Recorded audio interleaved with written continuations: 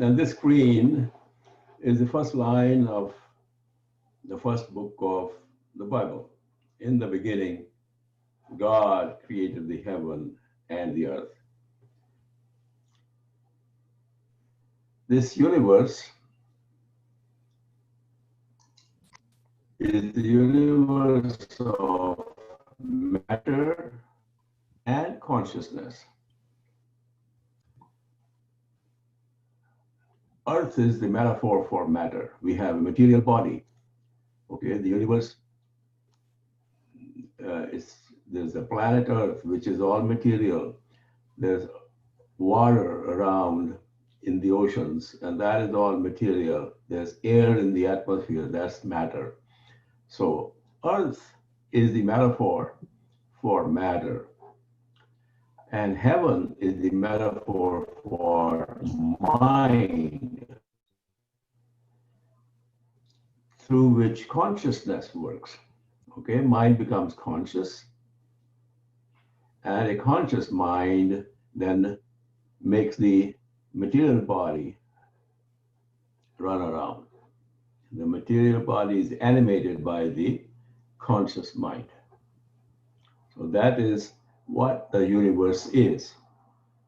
Okay. Now this is not only a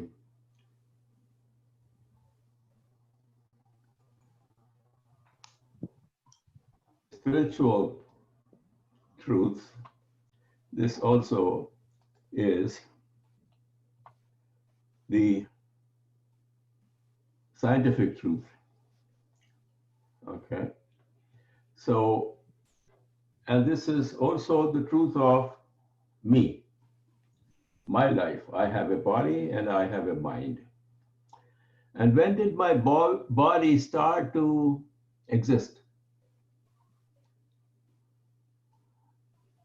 When did matter start to exist? 14.5 billion years ago, with the Big Bang, science says the universe was created. Okay. Now you can say that God created the heaven and the earth 14.5 billion years ago. Okay. And that is, what is God? God is said to be a totally spiritual being. What does that mean? It has got no material body. Okay. We can see the material body, we can touch the material body. We cannot see or touch the spirit. So God is a spiritual being. That means it is so subtle that we cannot see it as we can see matter. God is not something that we can see, feel, touch, smell, or taste. It is not material. Those things are only available from matter. Taste is available from matter. We can see matter, we can touch matter, we can feel matter. Spirit is something that we cannot touch, we cannot smell, we cannot feel. Okay, it's so tiny that we do not see it. So it is, you can say, in terms of space, it occupies no space at all. Okay, that is spirit. Okay, and when the universe gets created, that spirit starts to concretize. It starts to become, take a material form. It becomes, its size starts to increase and increase and increase. So from this point A to this point B, this time interval between point A and point B is, you can say, 11 billion years. Okay. After the Big Bang, took around 9 billion years for the planet Earth to appear. And then it took $1 billion years or so to cool it down. Then came the first life form on the planet. The first life form was a single cell. And a cell size varies, but a cell is still invisible. To the naked eye, it is invisible. You can see it under an electron microscope, but it is essentially invisible. So that is the first stage of existence. The Big Bang happens here. About 9-10 billion years later, the planet appears, and then first single cell life form appears. So did my body exist at this time? Yes, because matter was existing. My body is matter that existed. What happens to this body when I die? It still exists. Okay, they cremate. What happens to the atoms in my body? They get dispersed in the air, and a little bit of matter it is, and that they just throw it somewhere in the planet. So it stays in the planet. Okay, the body never goes away anywhere. It just changes form. What looks like me after I die, the whole material can be collected in an urn, which is, a little bit of ash, you can say, a little bit of dirt. So dirt to dirt, that's what the Christians say. This is made from dirt and becomes dirt. Okay. So what happens to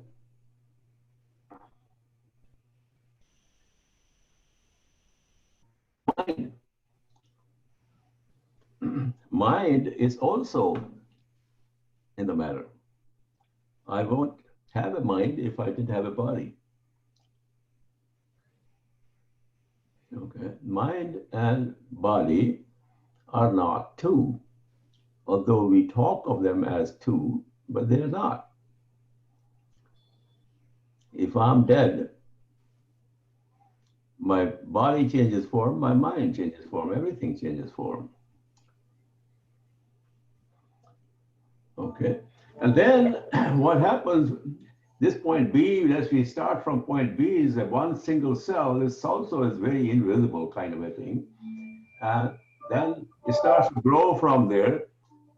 And then first human-like person comes on the planet. And this from B to C is about 500 million years or so. So these are the 4 stages of my development from the Big Bang to now. 14.5 billion years old I am. I existed in one form or the other. And what we're going to do is we're going to look at each and every little stage. This is where the Big Bang happens. First few billion years, the first couple of billion years, probably nothing was visible. All this was undifferentiated. You could tell nothing from nothing else.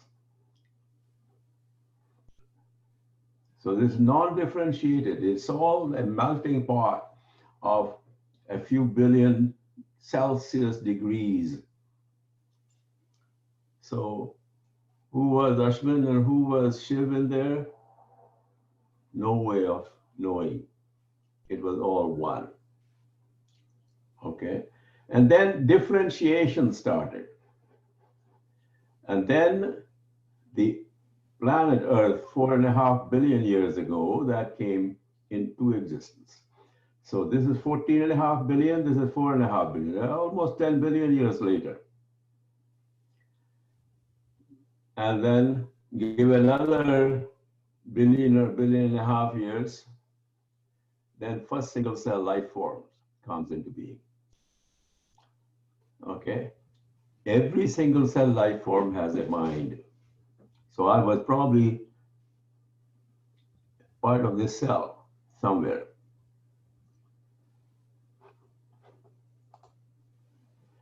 And then from one single cell life form, then fish appeared, and then little planktons appeared in the sea, then fish appeared, then plants appeared, then little crawly things appeared, and then animals appeared, amphibians appeared here, then animals appeared. And all of those things had a brain or a mind. A brain is a manifestation of the mind. It is the organization of our cells that do the work of the mind. So my mind, or my brain, you can say, contains a memory of all of that. Okay? And everybody's pathway of evolution is different. So everybody's instincts are slightly different. They are the same, but they are all individuals also. Okay?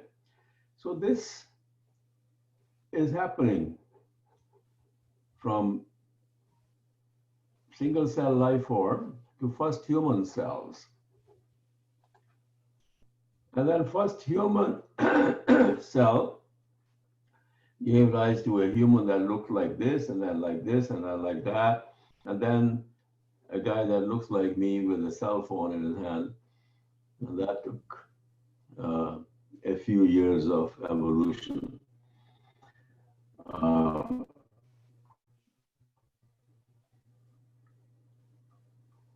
So my brain has access to all the learning that took place here, plus a few billion years before first human cell appeared on Earth. There were animals, there were creatures. So I have a creaturely mind, or some contribution of creaturely mind, some contribution of animal mind, some contribution of primitive human being. And then what happens was first single cell. What happens? First single cell, where is mind comes from actually when two cells amalgamate. The egg cell of the mother and the sperm of the father, they unite. And the union of the two becomes one cell. Okay. And from that one cell comes a 6'6" Joe Smith, 250 pounds man. Okay, that's what happens from here to here. It is one single cell dividing into two, two dividing into four, four dividing into 8. That is how they keep on dividing, and that gives rise to me in the end. As cells divide and a person grows, the growth is called, in biology, called mitosis. Okay, and as cells grow, cells die. Every day, billions of cells are born. In my body, billions of them are dying. So I get rid of the dead cells. Most of the waste material that I get out of my body, a lot of it are dead cells of the body. that I have to excrete. So, but the end result is that one cell becomes 37.2. So, so from one cell, 37.2 trillion cells appear, and these cells self-organize to ensure my survival. I am nothing but 37.2 live cells that have self-organized. Some cell became my eye cell, some cell became my nose cell, some became my heart, some became my gut. Okay, so that is how they self-organize so that each and every cell survives as much as possible, and I survive. Okay, my cells are dying, coming and going every day, but I continue until my last day. When they put me 6 feet in the ground, I become dirt to dirt or dust to dust, or they incinerate me and my body and everything is floating around in the atmosphere. So this is my existence of the last 14.5 billion years. And the memory of those 14.5 billion years I carry in me. Okay. Psychologists would call it um, archetypes. Nobody taught me what to do when I feel hungry. I cry when I feel hungry. Who teaches me? It's learned from through evolution. When I'm bored, I like something and I don't like something. Who taught me? It is learning of so many years, and also a recent learning of 9 months in the stomach of the mother. I tend to like whatever she liked. If she ate a certain kind of food, I prefer that kind of food. I prefer the smells of the food that she was used to. So that's called epigenetic learning. There is phylogenetic learning and there is epigenetic learning. Actually, there's not much difference. It's all biology. Psychologists will say it's all psychology, whatever. They use some terms, biologists use another term. And, people from India, they explain it different ways. They explain it. Am I muted? No. You can hear me, right? Yes. Okay. All right. So they talk of um, they talk of um, past life experience, karma. They talk of karma. Karma is what? Nothing but past life experience. What did you learn when you existed in other forms of life?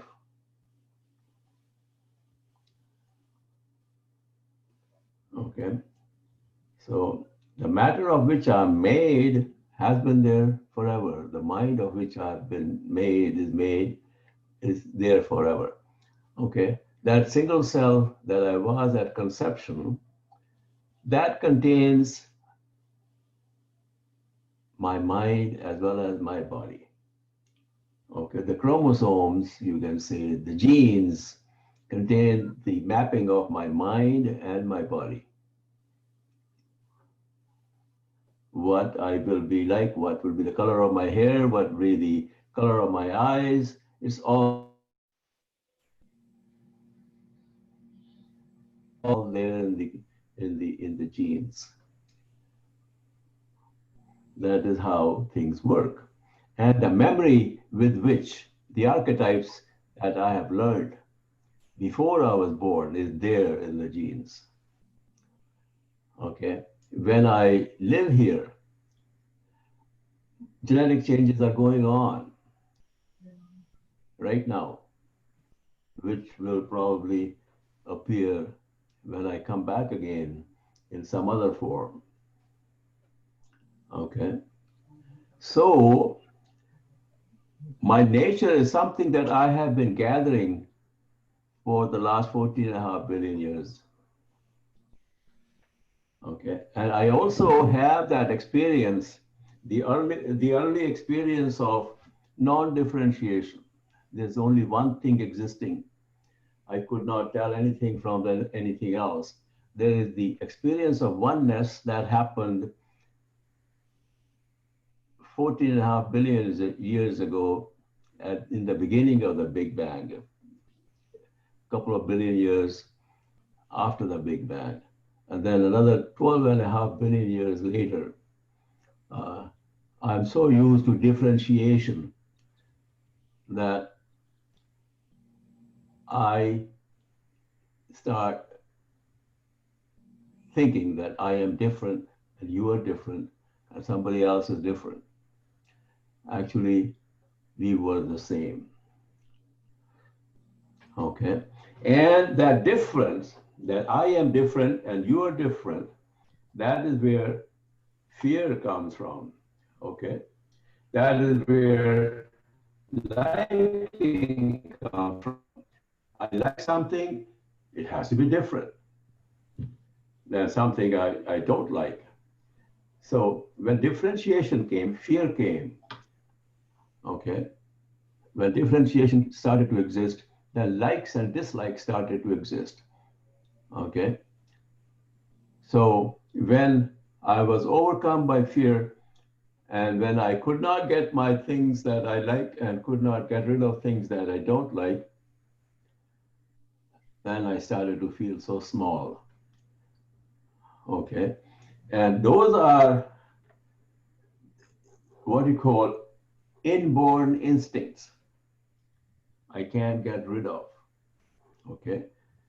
So that collection started, that is the second collection. Before that is the original instinct of non-differentiated existence. So they both are there in my body. This makes me compassionate. And this makes me cruel at times. Because when I think you are different, I am different, I deserve more than you, so I can be cruel towards you. I can be angry towards you. I can be whatever. Okay. But once in a blue moon,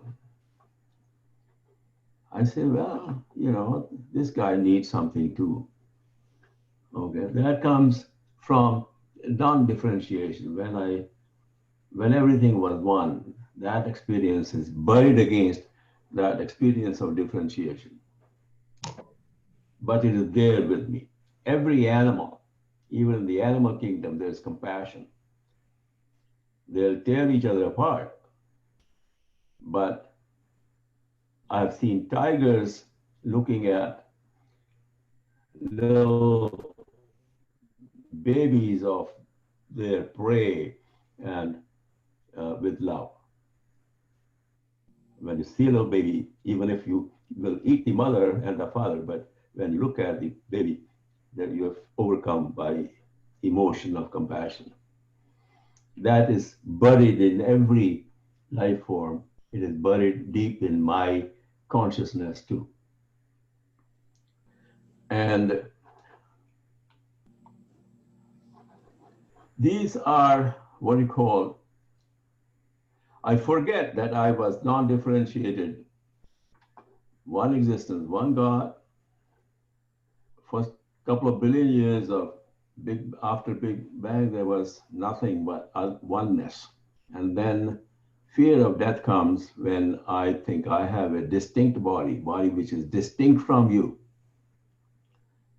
When my body is the same as yours, there's non-differentiation. When differentiation comes death, with differentiation comes birth, with differentiation comes death, with differentiation comes likes and dislikes.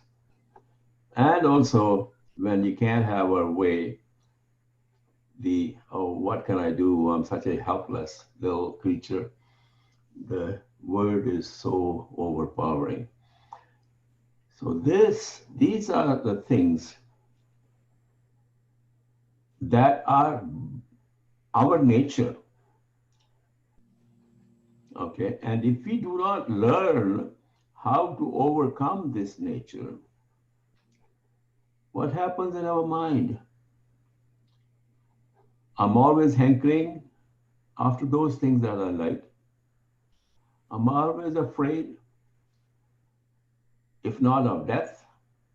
Now we living in safe environment, but I'm afraid that I'll lose my money. I'm afraid I'll lose my health. I'm afraid my child will go away and forget about me. I'm afraid that I'll get COVID and die in a hospital with nobody around me. So those are the kinds. Fear of death leads to fear of all kinds. Okay. And once you start liking something, dislike also appears. If you like one thing, then obviously you don't like, you dislike something else. So these two are opposites of each other. One cannot survive without the other. They have to go in pairs. And then feeling of smallness. These things, when I like something, do I want to have it now or tomorrow? When I'm afraid of something, do I want to be safe now or tomorrow? These things are very immediate. They have an immediacy of their own. Okay. And when you talk of likes, it's a liking by the tongue, right? Food, it is like of the touch. Sexual drive comes from there. So all those drives are so overpowering that our mind is hovering between these four, five. Okay. And their needs are immediate. Okay. Now, if I find something that I like, I go and grab it and I eat it or I do whatever. That generates an emotion in me. Emotion is nothing but the experience when you live an instinctive life. Okay. Those emotional needs, when they are met, I become happy. But when they're not met, I become frustrated. I become sad. I get depressed. I get stressed. All those things happen because of these. Okay. This is when we talk of emotional state, we talk of the state of fulfillment of these. Okay. Now I may feel fulfilled today, but how about tomorrow? I have the same problem. How about in half an hour? I have the same problem. They just don't come and go, they stay with me all my life. And that is what prevents me to be focused on anything else. Give me a book to read and say, stay focused on it. I read one sentence and my mind goes in Bombay. And I read another sentence, I think of a girl that I met 75 years ago. You know, no time, my mind is all over the place, distracted. They are so distractive that focus of the mind, paying attention to anything, we have to put our minds to it. We have to really work hard to cultivate attention. Attention deficit disorder is a disorder resulting from overactive instincts, overactive emotional state. All mental disorders are a result of overactive instincts.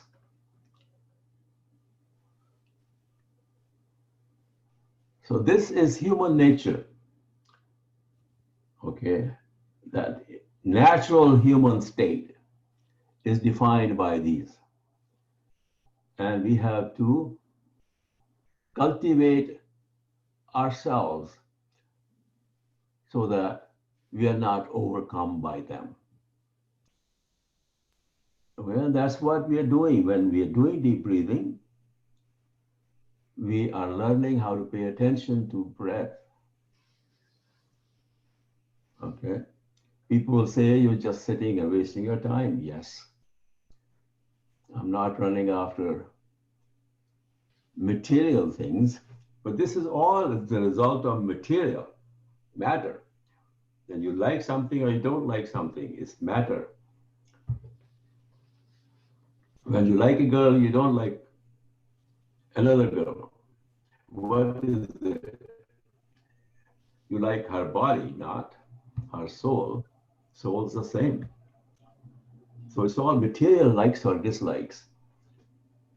Like a certain food, don't like another food, matter. Worried about money, what does it matter? Existence, instincts essentially define our state of existence vis-a-vis the rest of the universe, rest of the material universe. Okay. This universe of existence exists in material form. And that is neither good nor bad, but this is the way it is. If we want to live in peace, we want to do something more than just satisfy our emotions, then we have to learn to manage them. It's a management system that we have to learn. And some people call it spiritual learning. Some people may call it self-development learning, how to develop attention. It's the same thing in different names. We go to school, why? Again, to manage this. That is cultivation of humanity, managing natural instincts. And the school system does not do us a favor by keeping us, again, focused on differences. We don't look at the state of non-existence that we were in. We all were in that state of non-differentiation. And we can be in that state again that is called love of God. This is, again, just words.